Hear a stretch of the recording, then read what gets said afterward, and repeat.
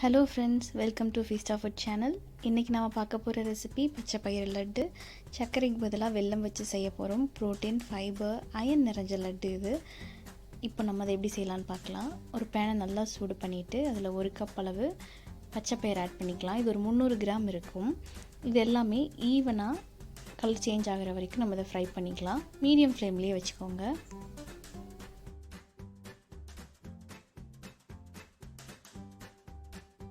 இந்த மாதிரி நல்லா கலர் சேஞ்ச் ஆனதும் இது ஒரு பிளேட்டில் ட்ரான்ஸ்ஃபர் பண்ணி நம்ம ஆற வச்சுக்கலாம். டெய்லியும் நம்மளோட உணவில் பருப்பு கொஞ்சமாவது சேர்த்திக்கணும். அதை கொஞ்சம் டிஃப்ரெண்ட்டாக இந்த மாதிரி ட்ரை பண்ணிங்கன்னா கண்டிப்பாக இன்ட்ரெஸ்டிங்காகவும் இருக்கும், ஹெல்த்தாகவும் இருக்கும். அடுத்து நம்ம லட்டுக்கு தேவையான சிரப் ரெடி பண்ணலாம். ஒரு 160 கிராம் அளவுக்கு வெல்லம் சேர்த்திட்டு இதில் ஒரு 2 டேபிள் ஸ்பூன் அளவு மட்டும் தண்ணி ஆட் பண்ணிக்கோங்க. தண்ணி ஆட் பண்ணதும் இது நல்லா கரையிற வரைக்கும் குக் பண்ணிக்கலாம். ஓவர் குக் பண்ண வேண்டாம், இது தண்ணியில் நல்லா கரைஞ்சா போதும். வெல்லம் நல்லா கரைஞ்சி நுர வந்துருச்சு. இப்போ நம்ம சிரப் ரெடி ஆகிடுச்சு. இதை தனியாக எடுத்து வச்சுக்கலாம். ஒரு மிக்ஸி ஜாரில் ரோஸ்ட் பண்ணி எடுத்து வச்சுருந்த பருப்பை நான் இதில் ஆட் பண்ணிக்கிறேன். இதை நல்லா ஃபைன் பவுடராக அரைச்சி எடுத்துக்கோங்க. ரொம்ப நைஸாக இருக்கணும் பவுடர்.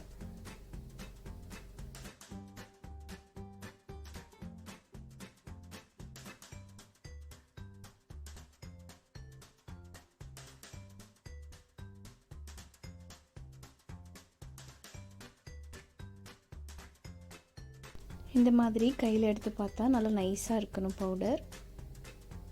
இதுதான் பக்குவம். அடுத்து நம்ம லட்டு ரெடி பண்ணிடலாம்.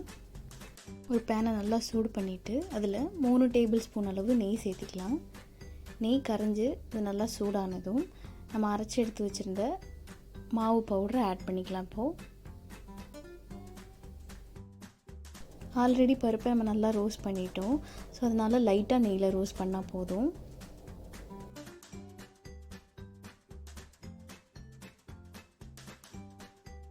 மாவு கொஞ்சம் ட்ரையான மாதிரி இருக்குது. நெய் கொஞ்சம் ஆட் பண்ணிக்கலாம். இந்த லட்டு செய்கிறதுக்கு மாவு வந்து ட்ரையாக இருக்கக்கூடாது. எப்பயுமே கொஞ்சம் மாய்ஸ்சராக இருந்தால் தான் லட்டு ரொம்ப சாஃப்டாக வரும்.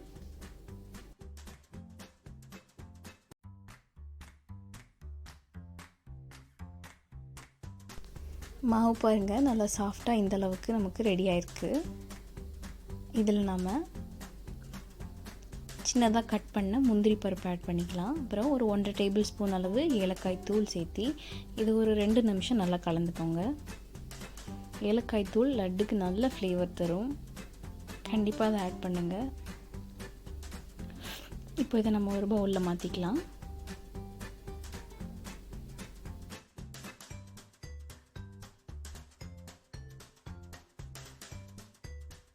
இந்த மாவில் ரெடி பண்ணி வச்சுருந்த சிரப் நம்ம ஆட் பண்ணிக்கலாம்.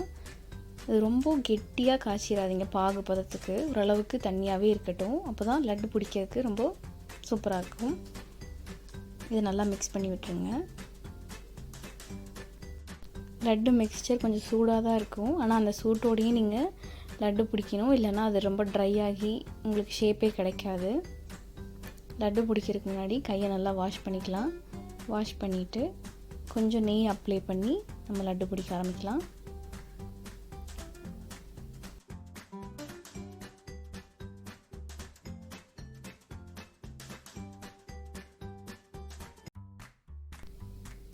ரொம்ப ஹெல்த்தான அப்புறம் டேஸ்டியான லட்டு குழந்தைங்கள்லேருந்து பெரியவங்க வரைக்கும் ரொம்ப நல்லா விரும்பி சாப்பிடுவாங்க.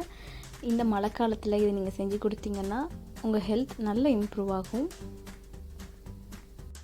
உங்கள்கிட்ட வேறு ட்ரை ஃப்ரூட்ஸ் இருந்தால் நீங்கள் அதையும் ஆட் பண்ணிக்கலாம். உங்கள் சாய்ஸ் தான்.